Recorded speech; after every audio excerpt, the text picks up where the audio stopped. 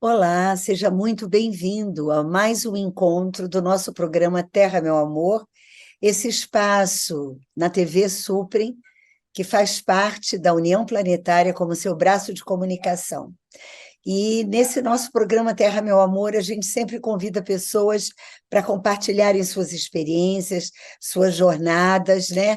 E, fundamentalmente, também para dar visibilidade às ações, muitas vezes anônimas, que estão acontecendo de proteção à terra, de proteção à vida. E o Terra, Meu Amor tem esse propósito de acolher todas as iniciativas que corroboram para essa transformação. Então, nesse momento em que nós estamos vivendo, em que estamos na perplexidade da guerra que está acontecendo no Oriente Médio, e a gente sabe que são guerras que acontecem aqui no Brasil veladamente, em vários países do mundo veladamente. Então, ter esse espaço aqui para a gente construir um olhar de positividade, de esperança, e trazer para nós essa consciência de que cada um de nós é um protagonista de transformações. A gente não precisa acolher a realidade e a dor passivamente. A gente pode ser agente, né, que conspira e realiza transformações no mundo.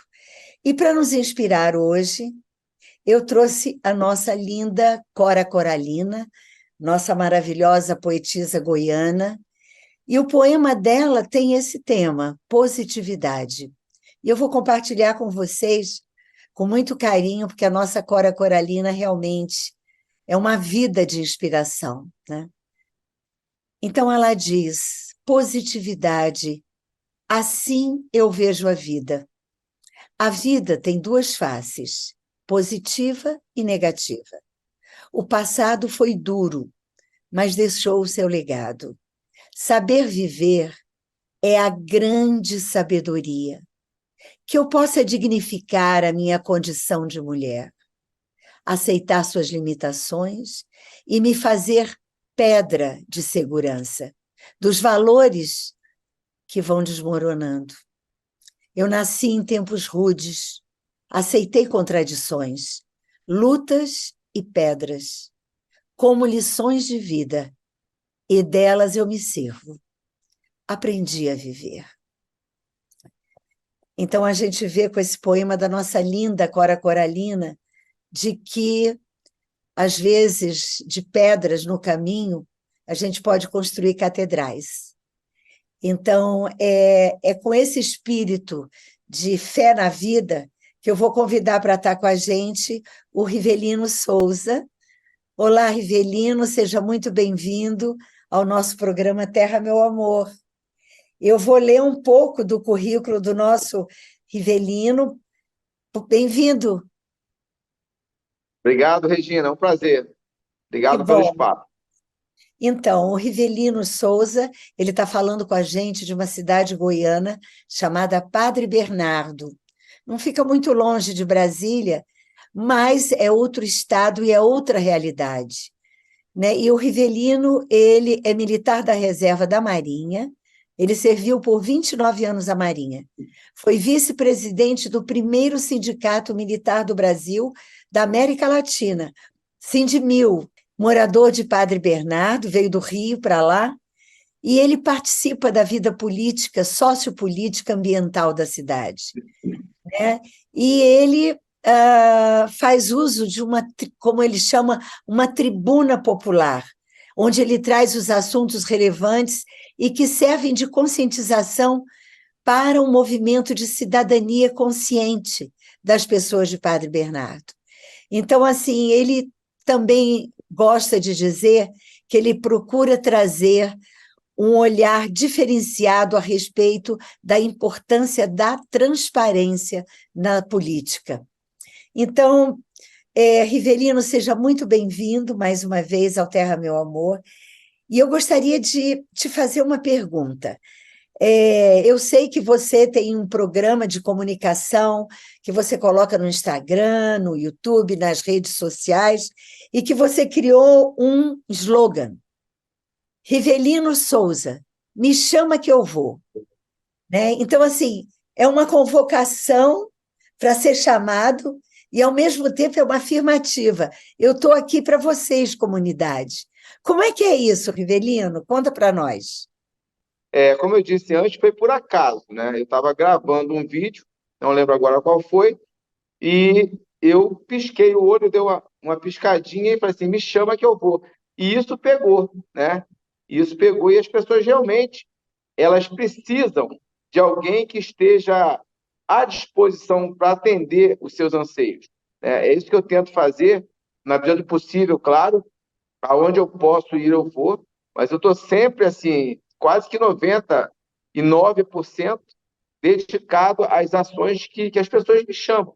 E, às vezes, Regina, é só para você poder ouvir uma problemática. Isso, por si só, já é uma ajuda, que as pessoas estão carentes de ser ouvidas. Então, eu faço isso com muito carinho, muito prazer, e é muito bom você ter essa interação com as pessoas. E, Rivelino, como é que despertou em você esse chamado para você ser esse interlocutor popular, ser esse líder comunitário? Como é que surgiu isso? É, eu passei 29 anos na Marinha e eu já era político na Marinha, mesmo não podendo, né? Eu já tinha essa questão de como cheguei a suboficial, eu olhar os que estavam abaixo de mim hierarquicamente para poder ajudá-los. Então, eu já tenho essa coisa de você estar no nível acima, você não pode esquecer as suas raízes. Isso é muito importante. Seja em qualquer profissão que você exercer, você tem que saber a tua origem para poder valorizar as suas raízes. Então, isso já é meu, isso é intrínseco do Rivelino Souza. Quando eu cheguei aqui em Padre Bernardo, eu moro num distrito também chamado Taboquinha, eu não tinha intenção de me envolver com política, eu queria só uma chácara, uma casinha de varanda para morar, né? Mas eu vi a necessidade das pessoas. E eu não consigo estar num lugar sem abraçar as causas, sem conhecer os anseios das pessoas. Então, eu me vi obrigado, entre aspas, a abraçar algumas causas. E eu comecei no início a questionar o funcionamento de um posto de saúde de Taboquinha, né? Inclusive, eu fui até processado por isso, por cobrar um atendimento mais humanizado, um atendimento mais contínuo, o respeito à população, né? E fiquei, a partir dali começou esse meu desejo de poder fazer um pouco mais pela sociedade. Sim, e Rivelino, me diz uma coisa, você, pelo que eu pude acompanhar do seu trabalho, você faz essa interlocução do direito à saúde, o direito à educação, né? Então, assim, as pessoas trazem uma demanda para você e você identifica caminhos, possibilidades para a resolução daquele problema. Como é que você vai construindo essa teia, essa rede social de apoios? O que acontece? A gente, assim, eu tenho uma facilidade muito grande de comunicação, né? E mesmo sendo um crítico à gestão, assim, à prefeitura, né, como organização, eu tenho um carinho muito grande, recebo um carinho muito grande das pessoas que trabalham no serviço público. Até porque eu também sou funcionário público, né, exercício por 29 anos. E eu tenho essa facilidade esse carisma, né, de chegar mesmo reclamando ou mesmo criticando e ter o apoio das pessoas. Isso é muito bonito. Então, aonde eu chego, eu até comentei hoje, eu estava na prefeitura hoje, em todo setor que eu chego, Regina, eu sou bem tratado e eu consigo as informações que eu quero. Então, o que eu faço? Eu sou o link entre um serviço que não está funcionando direito e a população. Então, eu faço esse link e digo, ó, gente, vocês têm direito a isso aqui. E começo a orientar em relação a isso. Eu não faço nada mais do que dar informação. Eu não consigo remédio de graça, eu não consigo cirurgia, eu não consigo consulta. Eu informo a pessoa que ela tem esse direito e aonde ela tem que buscar. Somente isso. Eu não estou aqui para fazer a caridade. Eu estou aqui para orientar as pessoas a terem seus direitos. E eu acho que a informação, Regina, é o bem mais precioso que uma pessoa pode ter. As pessoas me ligam agradecendo pela informação que teve, porque a partir dali elas caminham sozinhas, né? É aquela velha máxima: eu não quero dar o peixe, eu ensino a pescar. E a partir dali a pessoa se vira, e se viram muito bem, né? Sim. Assim, você trabalha no movimento de resolução de conflitos, né?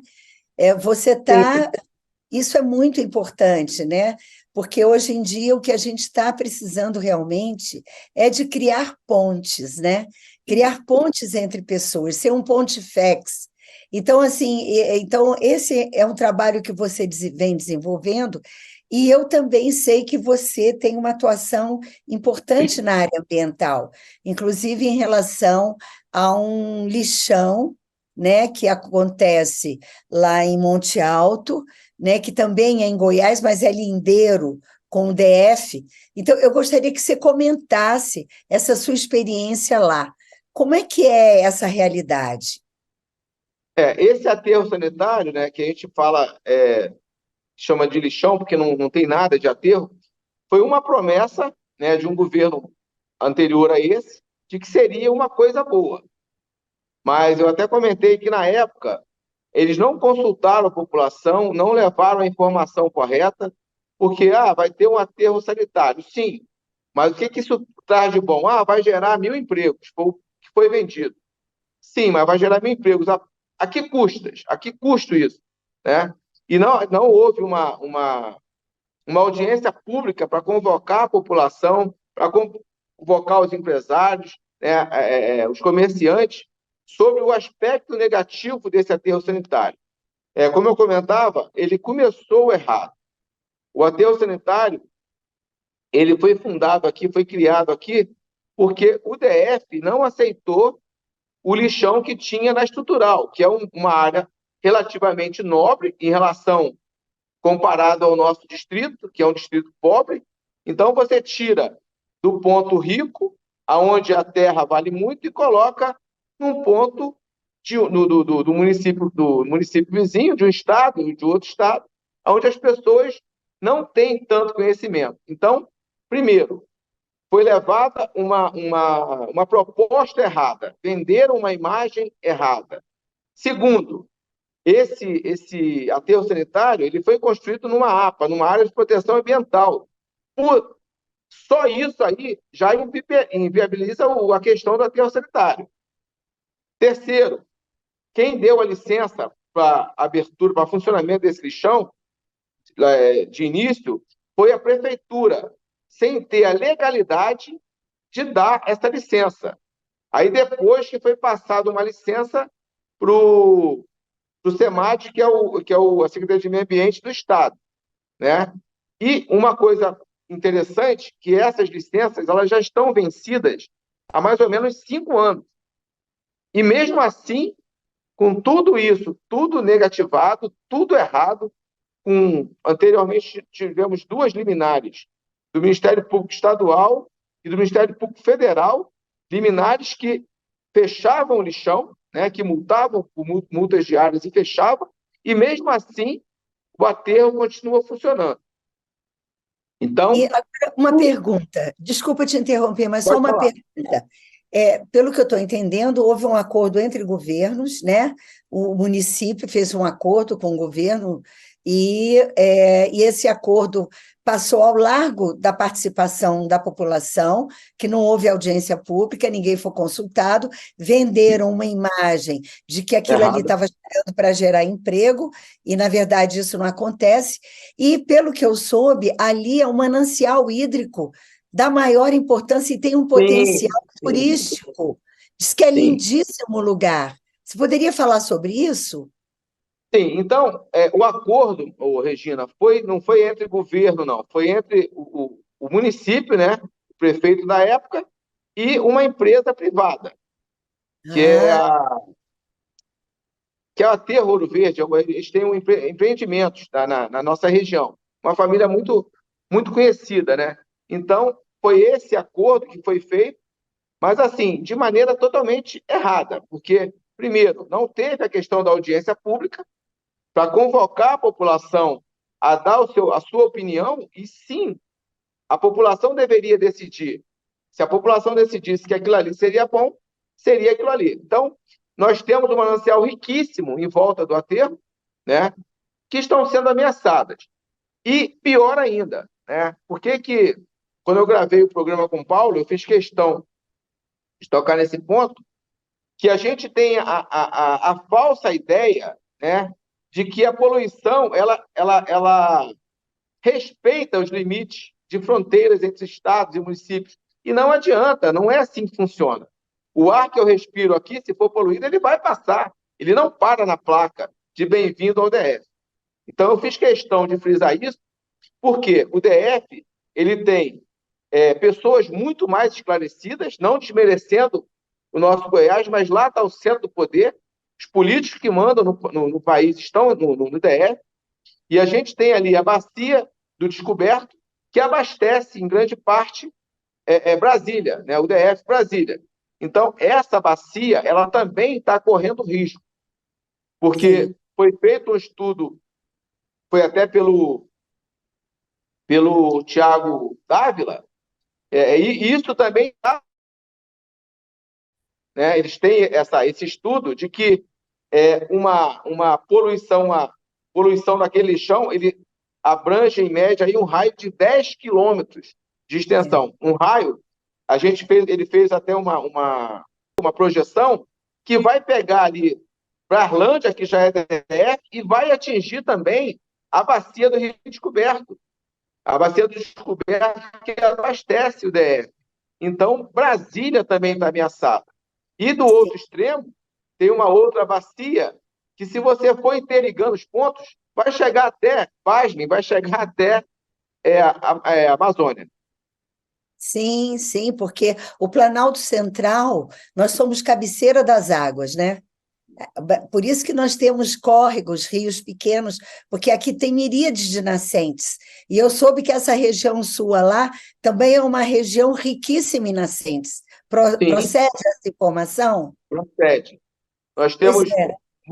muitas nascentes, cachoeiras, né? Tem cachoeiras lindíssimas que, infelizmente, Regina, eu também brigo muito com isso, que o município, apesar de ter uma secretaria de turismo, né, eles não investem em nada nessa questão do turismo. Muitos municípios cresceram investindo no turismo, que gera renda e emprego para a população. E nós, apesar de termos tanta diversidade natural, assim, eu não vejo a prefeitura se empenhar nisso, né? Então, as pessoas sofrem, nós temos aqui uma carência muito grande de emprego, nós não temos grandes fábricas, grandes indústrias, nada no município. E o turismo, por exemplo, seria uma forma de tornar mais branda a vida das pessoas em relação à geração de renda e emprego.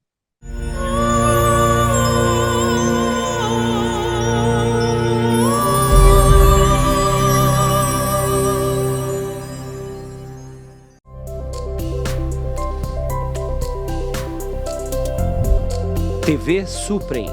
Para uma nova consciência, uma nova televisão.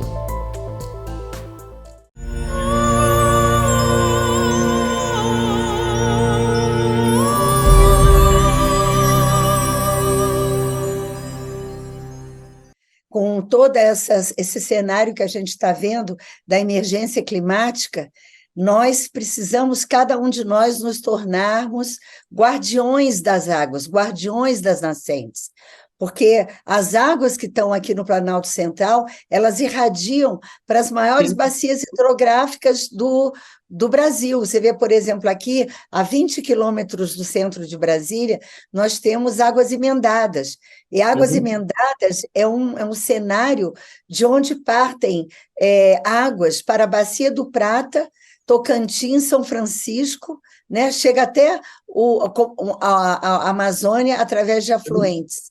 Então, a nossa responsabilidade, Rivelino, como guardiões, nós que somos serratenses, somos povo do Cerrado, a gente tem essa missão de sermos guardiões das águas, porque, de fato, todas as águas são uma água, não é? Agora a Sim. gente está vendo isso, né?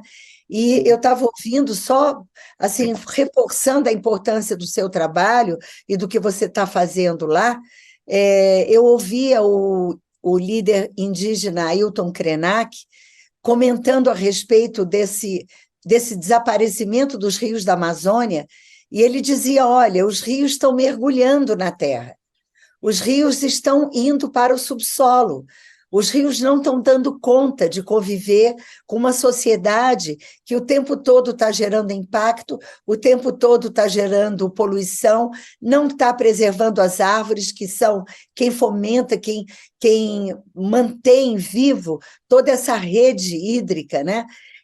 Tanto é que hoje em dia a gente fala plantando árvore e colhendo água, não é? Então, assim, é muito importante esse trabalho que vocês estão fazendo, e eu queria te fazer uma pergunta. O Ministério Público foi acionado? Como eu te falei, a gente acionou, né, não só a gente, e quando você fala Rivelino Souza, tem um grupo por trás de mim, tá? Que me dá o apoio, assim, cada um dentro do seu quadrado, a gente faz um conjunto. Não sou eu, não. Eu apareço mais porque eu tenho facilidade de aparecer. Mas tem todo um trabalho por trás. Nós tínhamos uma liminar, né, que eu te falei, do Ministério Público Estadual. A doutora aqui, ela deu todo o apoio para a gente. E também do Ministério Público Federal. Beleza, 2 liminares que mandava fechar o lixão e multava por cada dia de trabalho depois dessa liminar. Era 100 mil por dia de multa. Beleza. Estava tudo caminhando certo.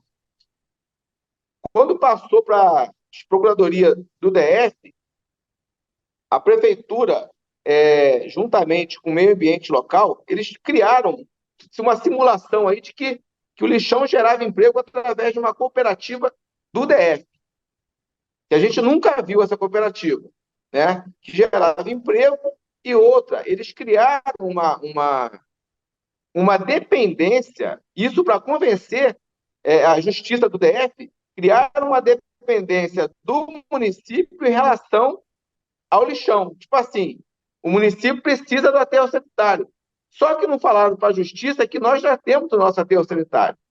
Aí isso levou o promotor lá a indeferir os nossos pedidos e dar uma liminar, né, dizendo que o lixão poderia funcionar até o trânsito ser julgado. E Deus sabe quando que isso vai chegar ao fim. Enquanto isso, continua depositando churume nos rios e poluindo e assim, infectando a cidade. Ó, vou tentar mostrar aqui para vocês, isso é bem, videozinho bem curto. Ó. Esse aqui é o churume que está descendo do lixão, ó, e vai direto pro córrego, que é logo ali embaixo ali. Olha lá. Então, olha, essa aqui é a barragem do lixão. Olha o urubu voando ali por cima. Dá só uma olhada. E em tempos de conservação ambiental, que todo mundo fala. Dá só uma olhada. A cachoeirinha de churume descendo. Vai tudo pros córregos dos rios aqui. Sim, e isso é uma coisa gravíssima, porque, de fato, esse rio, né, esses rios, esses corpos hídricos todos, eles acabam migrando para o Distrito Federal, vêm para a nossa bacia hidrográfica, e isso onera o tratamento da água aqui.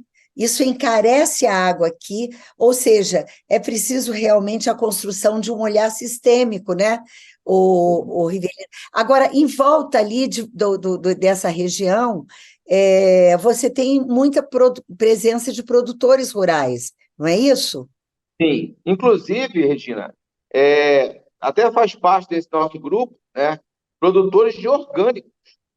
Tem produtores de hortaliças orgânicas, frutas orgânicas.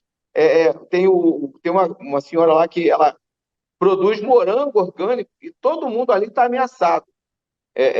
O tal que faz parte do grupo, ele faz aquela agrofloresta, é um trabalho belíssimo, né? E ele é vizinho hoje do aterro sanitário. Antes ele não era vizinho, porque tinha uma fazenda que separava ele do aterro. O cara lá vendeu o aterro sanitário e hoje ele está fronteiriço com o aterro sanitário. Então, a água dele está sendo prejudicada, o ar dele está sendo prejudicado e a produção dele está sendo prejudicada. Assim, a gente não consegue imaginar você ter um aterro sanitário e produzir orgânico. Né? Então, Sim, fora as uma contradição, é uma coisa absurda, e também é aquilo, né? O que você privilegia? né? Porque, de fato, se há um potencial extraordinário na região, um potencial de desenvolvimento turístico para trazer renda, para trazer emprego, que é ecologicamente correto, que é integrado com o meio ambiente, que protege as águas e que também protege a produção rural local, realmente é algo muito absurdo a gente estar testemunhando essa realidade nessa região. Daí você vê que realmente nós precisamos, sabe, Rivelino, e esse é um trabalho importante que você está fazendo. Cada um de nós, nesse momento, precisa ser um agente da construção de uma consciência de cidadania, de uma consciência de pertencimento ao lugar. Porque se você reconhece o território e você cria vínculos ao território, isso chama biofilia. Quer dizer, amor, amizade à vida, à terra, ao território, não é? Então, ao invés de você olhar aquilo ali como um espaço para você jogar lixo, que são os resíduos da sociedade, você justamente fomentar para que aquilo entre num processo de transformação para o florescimento, para a expansão, para o crescimento dessa comunidade. Quero dizer para você, Rivelino, que o Terra Meu Amor está à sua disposição quando você tiver alguma informação que você achar interessante. O nosso programa vai chegar em vários lugares e provavelmente vocês vão ter retorno. Agora, contem com o nosso apoio incondicional. Eu deixo para você, como comunicador, Rivelino, as palavras finais antes da gente fechar o programa. O que você gostaria de dizer para os nossos telespectadores a esse respeito? Aquilo que eu te falei, né? A gente tem que ter a consciência de que a poluição ela não tem fronteiras e não obedece nenhuma regra. Então, eu quero que os nossos vizinhos, principalmente o DF, se comprometa também nessa causa, né? E que nos ajude. Tanto a gente de comunicação como as pessoas influentes da política também, que abracem essa causa, porque a gente às vezes se sente meio desesperado, né? E desesperançado. Mas, assim, no momento que eu estava sem esperança alguma, eu não sabia o que fazer quando eu vi a decisão da justiça, falei, gente, a gente não tem mais o que fazer. Aí veio a questão de dar uma entrevista para o Paulo. E aquilo ali foi um divisor de águas entre a falta de esperança e a força que a gente precisava para lutar. Então, veio o Paulo, veio o Tiago, veio você, veio a Rede Globo, e eu quero que venham mais pessoas para entender o nosso sofrimento. As pessoas ali, Regina, sofrem demais, e além do lixão, só para ressaltar, nós temos lá uma fábrica de ração que joga um cheiro horrível dentro do município, mas faz parte do DF, e temos uma abatedoura de frango, que é a DF Frangos, que está derramando uma nata podre também na atmosfera, que eu já denunciei e estão tomando atitudes. Então, a gente tem vários agregados ali que, tipo assim, vamos jogar naquele lugarzinho que ninguém vai reclamar, mas enquanto tiver um Rivelino Souza, um Milton, um Newton, um Neto, um Thiago, as coisas não vão ser dessa maneira. Então, para fechar, eu quero que vocês abracem a nossa causa e nos ajudem, porque a gente está precisando de ajuda realmente. Sim, você conta com a gente.